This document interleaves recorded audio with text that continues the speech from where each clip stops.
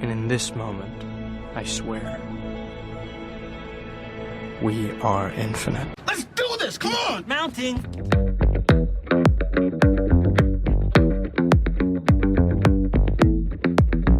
It's too damn hot for a penguin to be just walking around. 3, 2, 1, eagle! Are these two doctors? I'm afraid so. And here we go.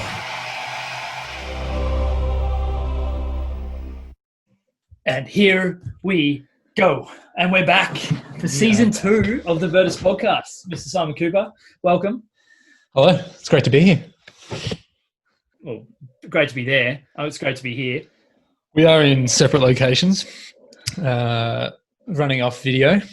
Which may take a little bit of getting used to, but, you know, we'll do our best. We will. We'll manage.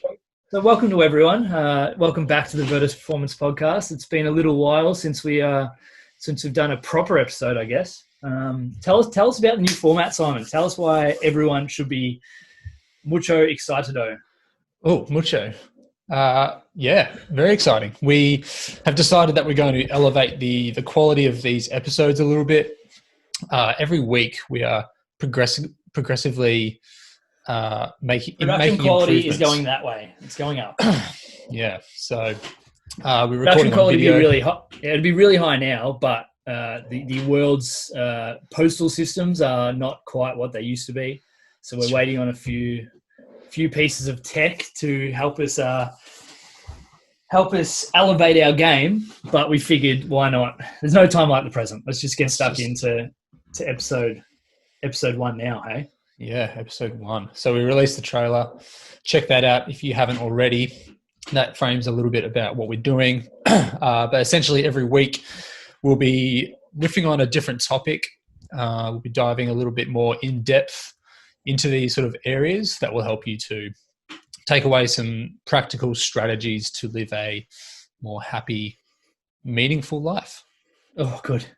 So we've done our research, is what we're saying. So it's full to the brim of pseudoscience and opinion, which we love, which we absolutely love.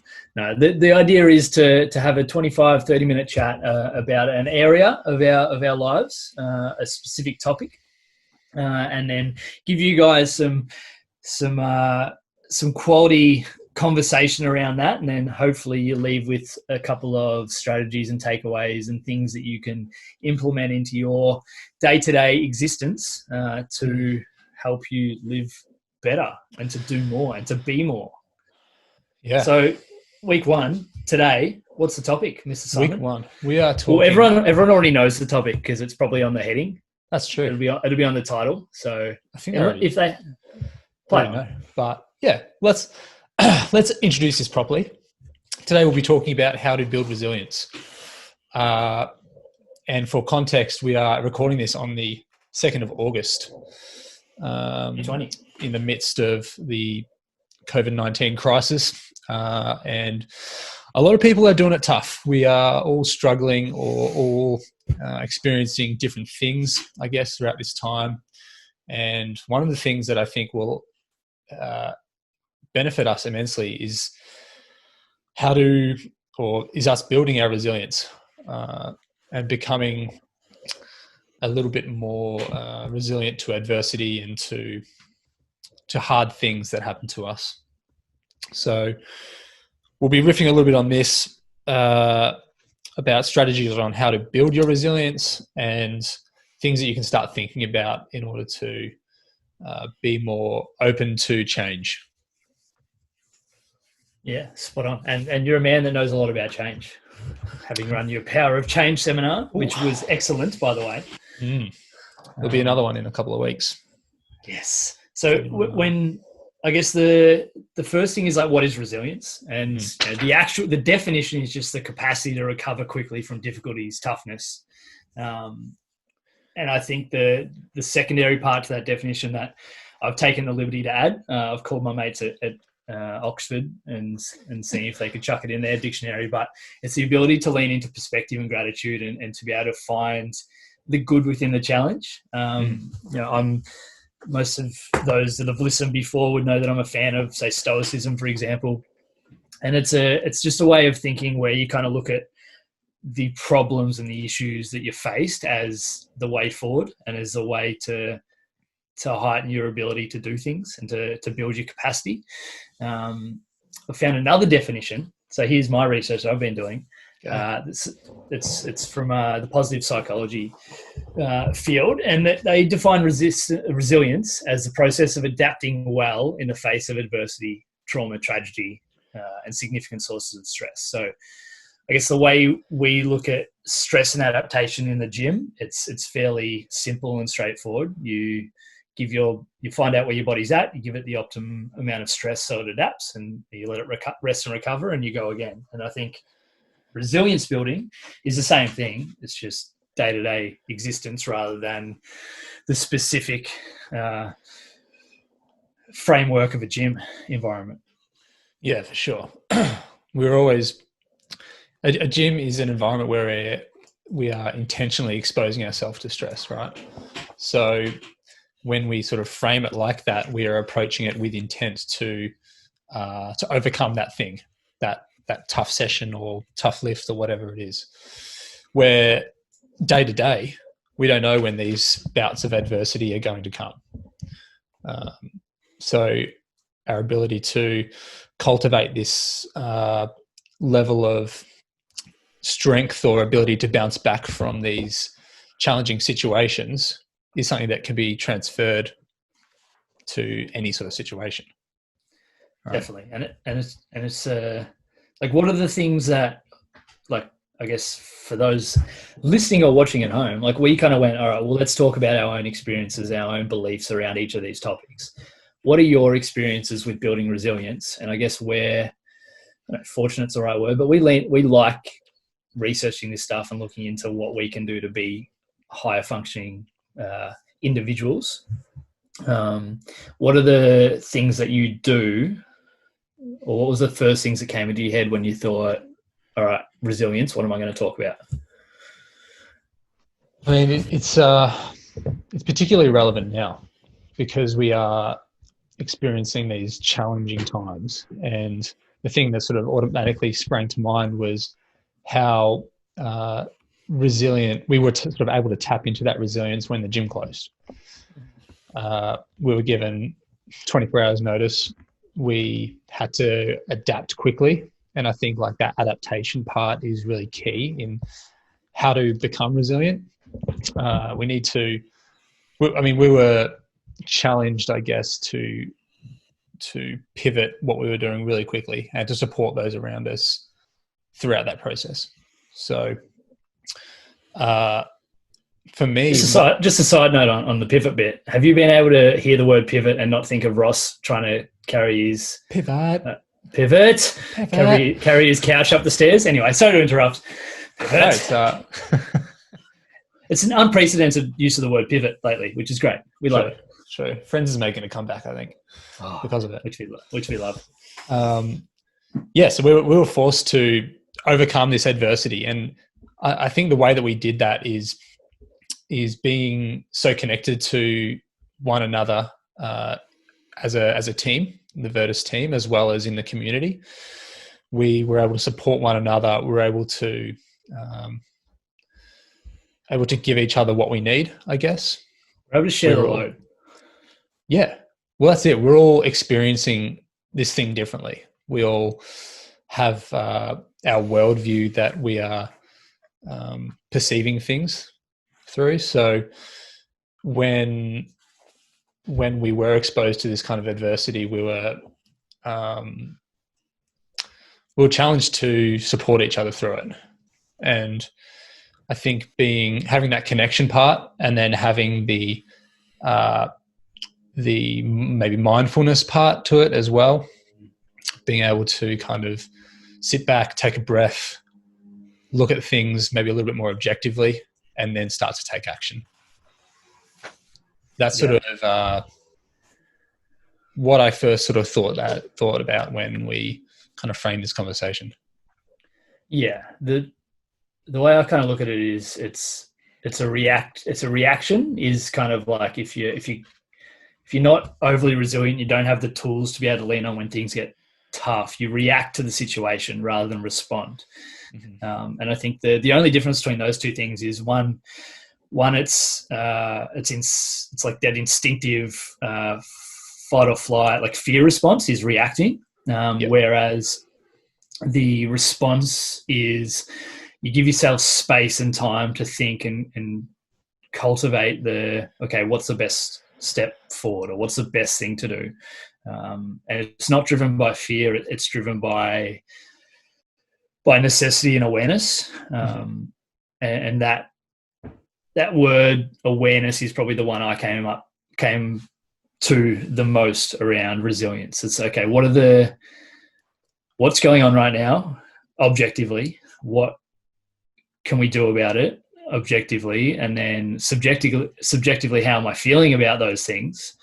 And then the last, like almost like a four-step process. The fourth step is just, okay, what am I going to do about it? And to use the Virtus example, the gym closed. Yeah, sucked. Not ideal. We'd love to be face to face with all our humans, high-fiving and hugging and breathing on each other, but we can't do that at the minute.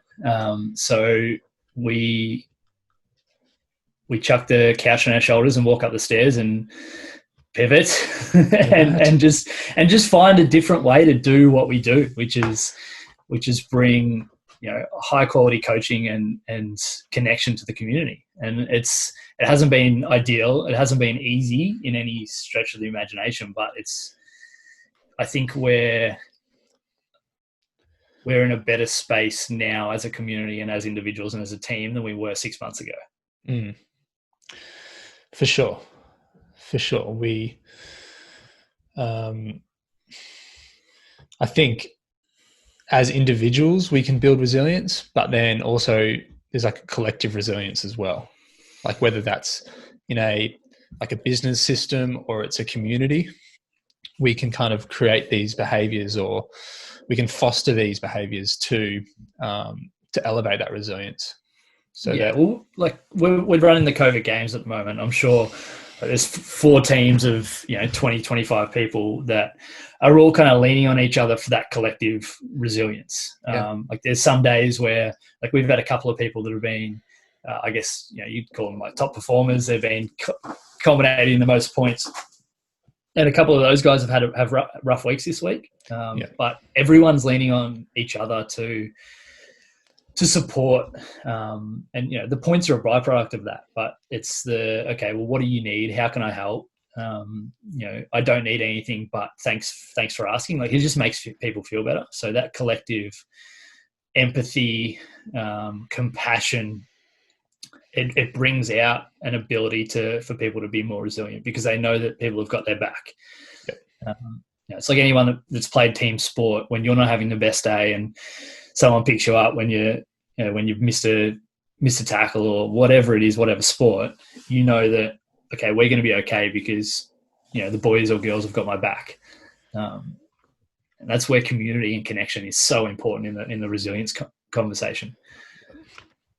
Where do you think that you mentioned empathy? How does that sort of fit into this conversation about resilience?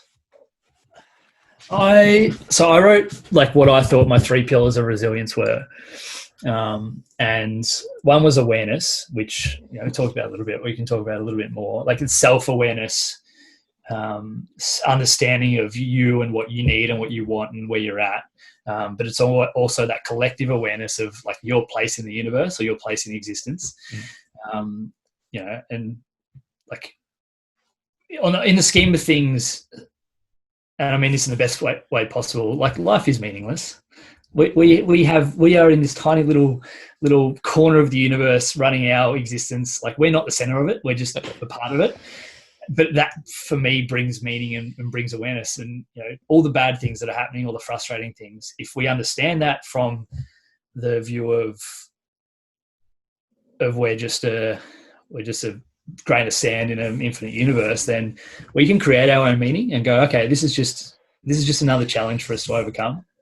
The second pillar was gratitude, which is just around being grateful that we do have that corner of the universe to express ourselves in. Grateful for the people that we have around us, for what we're able to do, what we're able to experience, who we are, and what we're lucky enough to have. And the second part of the gratitude is just perspective. And I think perspective and gratitude put together allow us to be empathetic to everyone around us. Because if we go, okay, well, like me personally, like the gym's closed, I haven't been able to earn an income for months, like all these kind of things. And then you look out and you go, okay, well, people are passing away from this. Like people have lost much more than I have. The perspective goes, I know I'm hurting at the moment. Like this is tough. Everyone's hurting in their own way.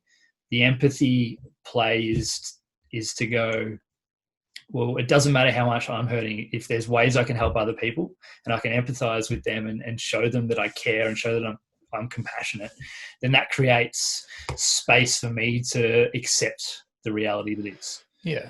We've used the phrase, like the best way to generate momentum for yourself is to give it to others. Yeah, exactly. And like I was meditating this morning for the 20th day in a row. Get around me. This is almost my longest meditation stream. Wouldn't have happened if it wasn't for COVID, so it's not all bad. But I'm gonna butcher it now. There was a quote at the end. It was basically around like compassion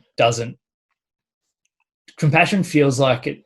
So when you give compassion, it feels like it takes energy away from you, but ultimately it fills your cup back up because you're helping other people, and that makes us feel good, and it helps promote that momentum. And that's the empathy play with resilience. It's the more you can feel and contribute to how other people are feeling in a positive way, the more resilient you're going to be, because you know that even when things are bad, other people have.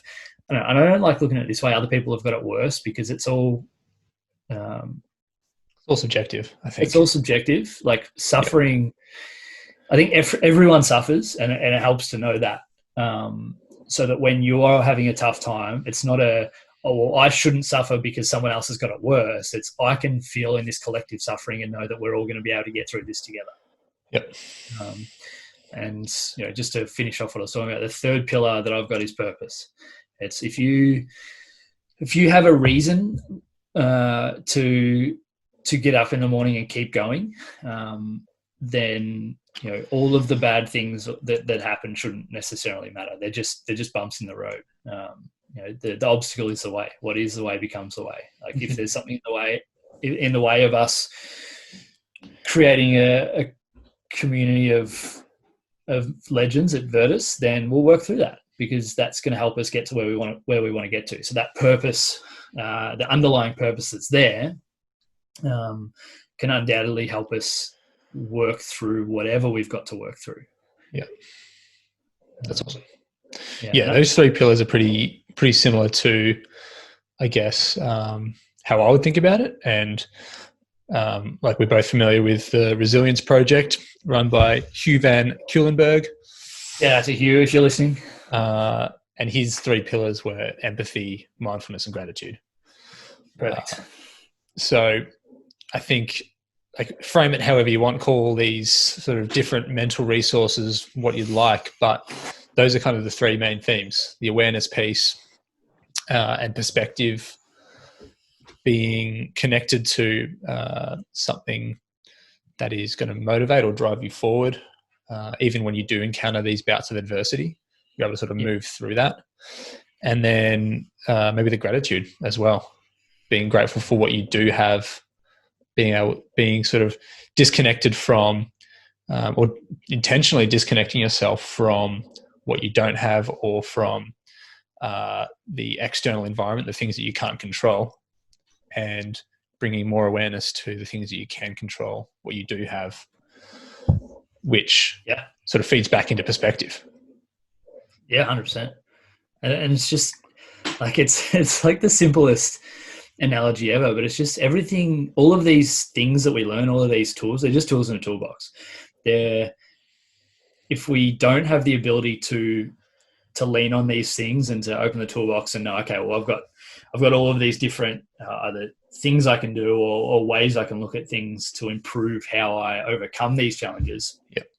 if we've got multiple tools, then we're going to be able to figure out what the best one to use to move forward is. But if we don't cultivate this thing, if we don't lean into thinking about, okay, how can I be more aware of what's going on? How can I be more observant with what's happening in the world? How can I be less reactive? How can I be more grateful? How can I understand perspective more? How can I figure out my purpose? If we're not leaning into these things, then our only tool that's in our toolbox is that reactiveness and that I don't know, panic or fear-driven response, which like no one wins. No one wins from that, and as much as we want to talk about the current situation, like I almost want to like lean out of it, but just if we just focus on what's right in front of our face, the numbers that are popping up each day, then we miss the forest for the trees, and we forget that, well, this is just such a tiny part of our life. Like even if, say, like worst case scenario goes on for the next 3 years, and most of us hopefully live to 75, 100. Actually, by the time I'm 75, advanced medical science will probably be at a point where I can live to at least 300-400. So potentially, hopefully, Elon Musk needs to get on the job. he's doing other things. But if we understand that this is just such a small part of our life, and everything that we're going through now will give us more capacity to do things down the track. All we've got to do is deal with it the best we can, overcome the challenges as they're presented to us, and learn from it. I love the book Antifragile by Nassim Taleb, and like basically he talks about fragility versus robustness versus anti-fragility. And I think if we can all be anti-fragile, then our resilience is beefed up massively. Like, just for those playing at home, if this cup is fragile and I drop it, it'll break. Okay. If this cup is robust, if I drop it, it won't break, but it'll stay exactly the same. If this cup is anti-fragile, then I'll drop it and it'll respond to that and get stronger. Obviously, an inanimate object like a cup does not have the ability to get stronger. So this is, depending on how high I drop it from, it's probably fragile or robust. But we need to look at ourselves as anti-fragile, or we need to approach situations as though we're anti-fragile. Like, yes, not being able to go to work for the last couple of months is horrendous. Like, yes, not being able to earn income's tough. Like, yes, potentially not being able to exercise further than 5 Ks from our home is really difficult. But okay, what's that going to teach me about, exploring the 5 kilometer radius from my house? What's that going to teach me about accepting the reality that is, the things that I can't control, and moving on to focus on the things I can?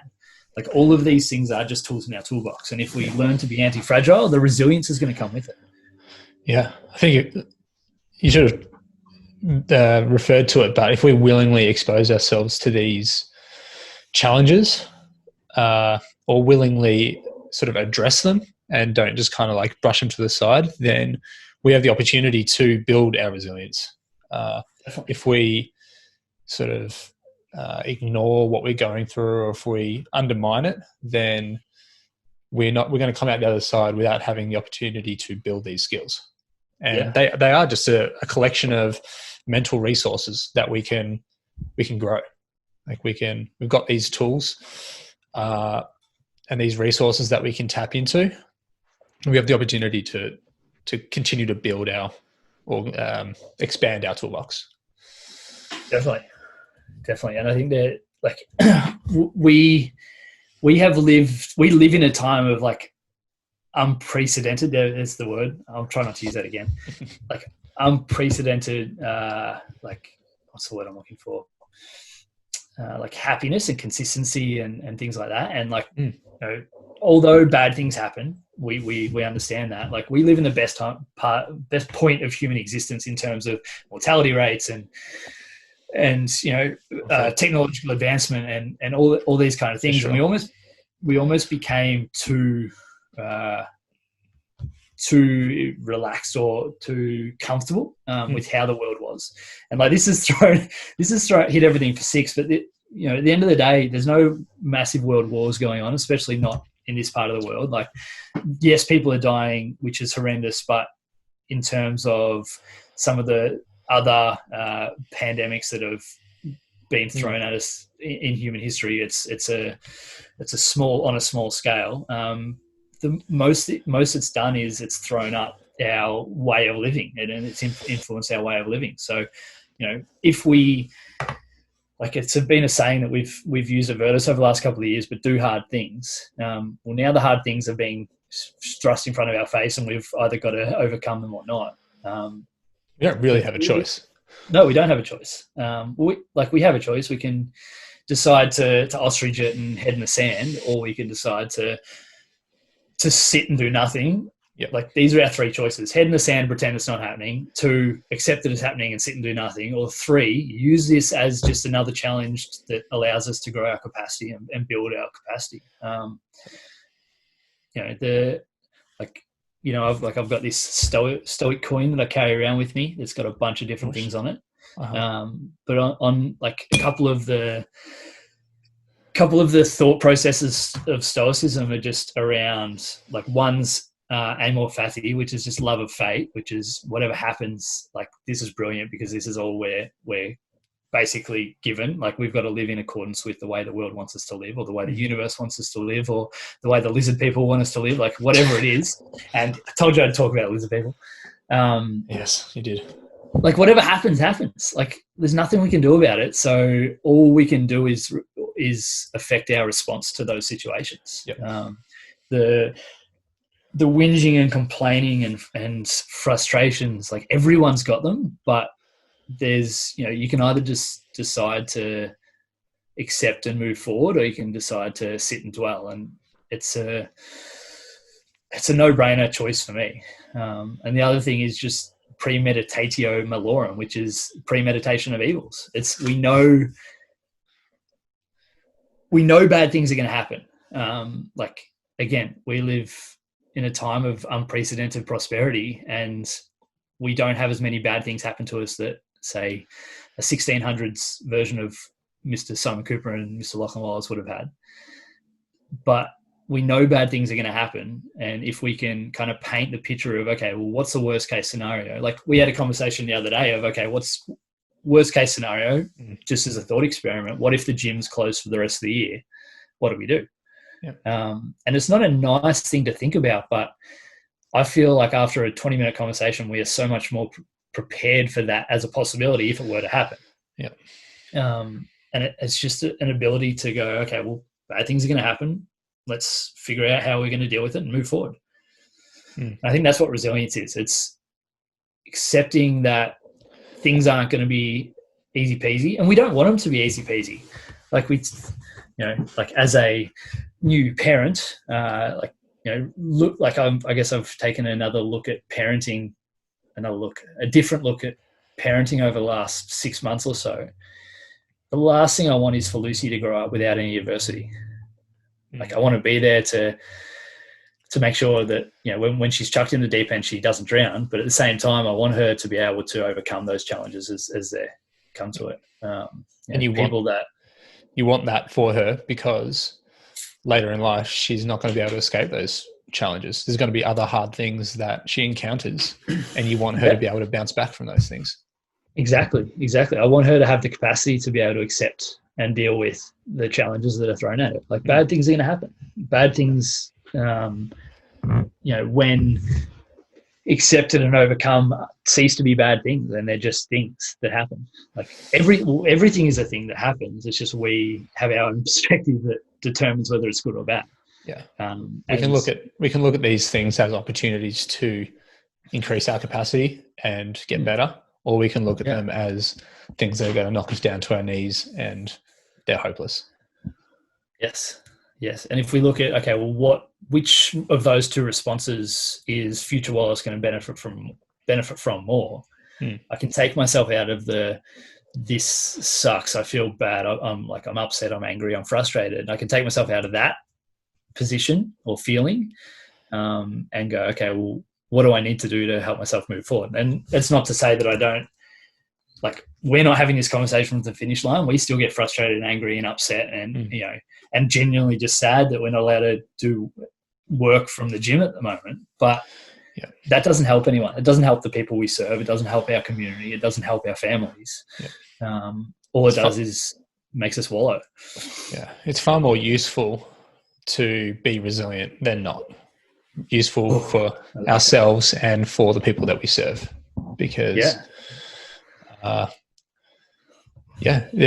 alternative is like you said, wallowing or accepting that, like the fixed mindset thing, accepting that things are the way that they are. Or we can have a growth mindset perspective and look at it as how can I improve this thing, or how can I grow as a result of this challenging situation. Exactly. And at the end, we're all going to die anyway. So what does it matter? we may as well try and make it fun. It's got to be fun. If it's not fun, then there's no point, right? Exactly. What are a few strategies that people can use to build their resilience? A few strategies, as in actionable things. Actionable things that I can go off in my week, and when I encounter a challenging situation, I can intentionally tip into my this resource. Yeah. Well, let me go off a little list, a couple of things. So I think any strategy that helps you create space to think and to accept and overcome whatever's thrown at you is where you should be leaning. I'll use my own experience because I've done it and I know it works and it makes me feel good. But journaling is one for me. I've got this sexy journal and about a pile of 10 others next to it. I literally just do a page of writing every day. And most people that have listened to me talk before will know that journaling is something I value highly because it just gives me the space to think and the space to be. So you can never write faster than you can think is something I've said over and over again. But just that page of journaling takes me out of my head onto the page and allows me to be a little bit more aware. Secondary to journaling can just be meditation or going for a walk. Meditation doesn't have to be sitting there like this chanting. By all means, if you're a chanter, chant. If you're a walker, walk. But finding just go for a walk without your phone. Give yourself some space to think. Or find a spot to sit, give yourself some space to think. Both of those things just cultivate awareness. We spoke about awareness. Mindfulness practices, really, right? Definitely. What was it? The Resilience Project? It was mindfulness. Yeah. So the mindfulness is just journaling, walking, giving yourself space. Like a session can be a great thing, a gym session or a run or something like that. Something that gets you out of your head and into your body. Out of your head into a page, into your body, into breath, whatever it is, can be a really powerful tool. Gratitude, write down 3 things you're grateful for, can be a simple one.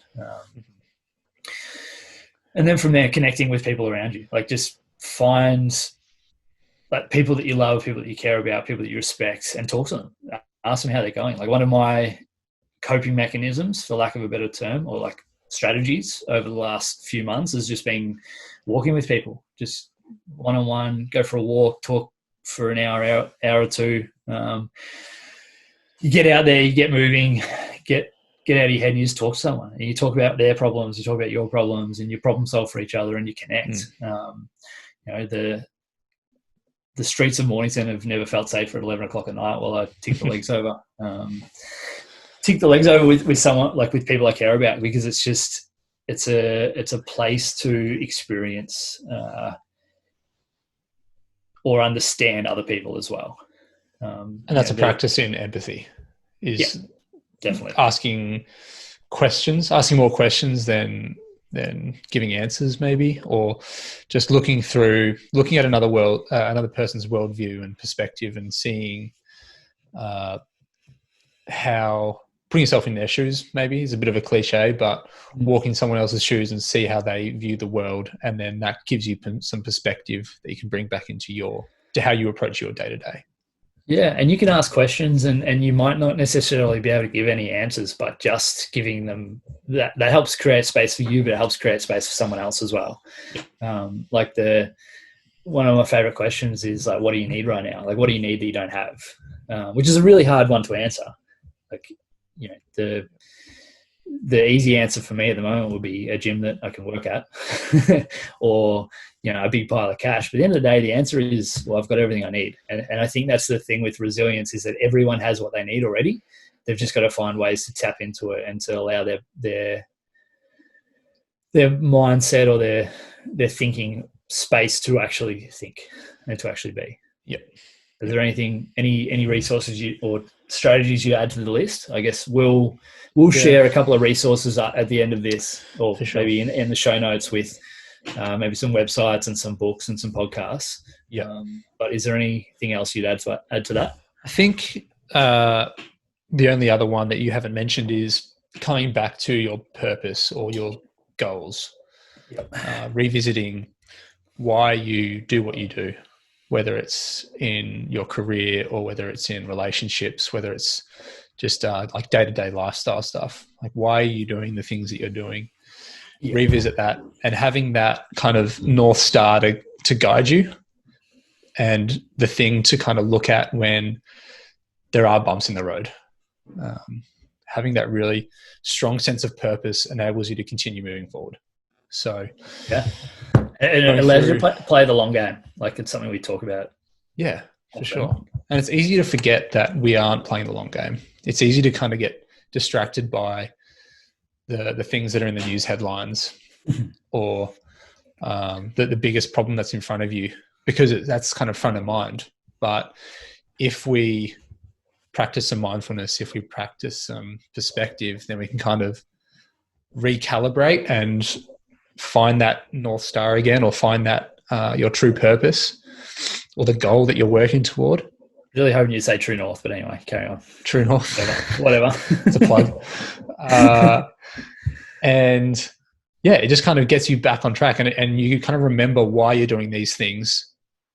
And then that helps you to kind of deal with the things that are in front of you.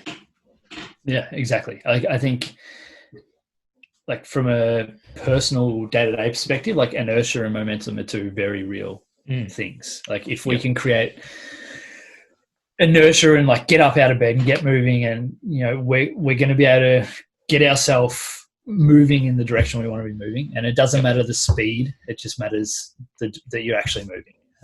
And all these things do that we've spoken about today are just we add momentum to